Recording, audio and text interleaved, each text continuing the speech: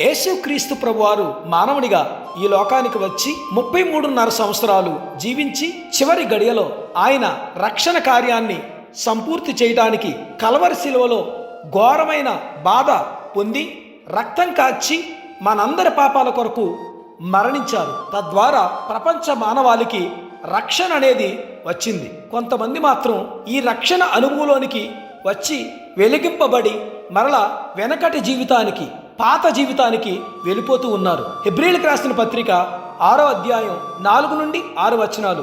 ఒకసారి వెలిగింపబడి పరలోక సంబంధమైన వరమును రుచి చూచి పరిశుద్ధాత్మలో పాలివారై దేవుని దివ్యవాక్యమును రాబో యుగ సంబంధమైన శక్తుల ప్రభావమును అనుభవించిన తర్వాత తప్పిపోయిన వారు తమ విషయంలో దేవుని కుమారుని మరలా సిలువ వేయిచు బాహాటముగా ఆయనను అవమానపరిచుచున్నారు గనుక మారు మనసు పొందునట్లు అట్టివారిని మరల నూతన పరచుట అసాధ్యము.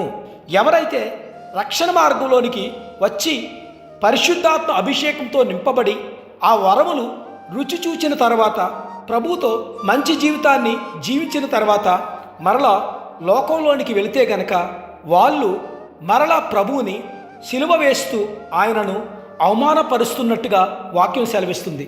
ఇప్పటికైనా ఈ గుడ్ ఫ్రైడే సందర్భంగా అట్టివారు తమ జీవితాలను మార్చుకుని యేసుక్రీస్తు వైపు తిరిగి ఆయన జీవితాన్ని ఆదర్శంగా తీసుకుని జీవిస్తే గనక అప్పుడే వారి జీవితాల్లో నిజమైన గుడ్ ఫ్రైడే.